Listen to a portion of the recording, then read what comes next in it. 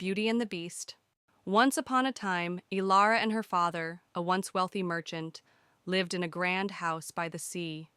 They had everything they could ever wish for, but one fateful day, her father's ship sank and their fortunes were lost.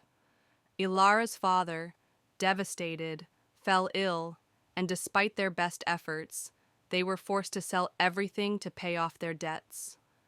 Ilara, heartbroken, felt hopeless, while her sisters only urged her to help their father. One day, news arrived that one of the ships hadn't sunk and was still afloat. Ilara's father, too ill to travel, asked her to go in his place.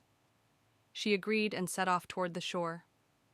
When Ilara arrived at the harbor, she discovered that the ship was indeed in bad condition, and she felt her journey had been in vain. As she prepared to return, a fierce snowstorm began, and she sought shelter in a mysterious castle she found nearby. Inside, she was welcomed by the warm glow of a grand hall, filled with delicious food. Hungry and tired, Ilara sat at a grand table and ate her fill. Afterward, she wandered the halls, finding a cozy room to sleep in. The next morning, she was surprised to find beautiful clothes laid out for her to wear and a note inviting her to stay longer. Curious, she left the room and was suddenly confronted by a towering figure, a beast. "Who are you?" Ilara asked, startled. The beast replied, "I am the master of this castle." Ilara, frightened, thanked him and tried to leave, but the beast stopped her, saying, "You must stay here." Though Ilara was scared, she eventually grew to understand that the beast wasn't as frightening as he seemed. Over time, they formed a bond, and Ilara learned that the beast was cursed by a wicked sorcerer and could only return to his true form if someone loved him. One day, while exploring the castle, Ilara found a magical mirror. In it, she saw her father lying in bed, gravely ill. She asked the beast if she could visit him, and he agreed, but warned her, "If you don't return within a week, I will die."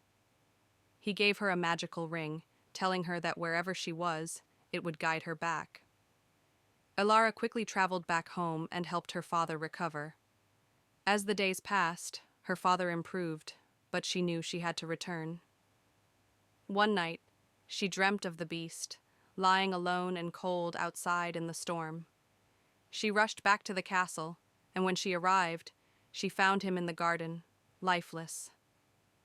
Tears filled her eyes as she held him and whispered, "I love you." At that moment, the beast was transformed before her eyes into a handsome prince. "Your love has broken the curse," he said, smiling. Ilara, overjoyed, realized that she had fallen in love with him all along. They were married, and together they lived happily ever after. The end.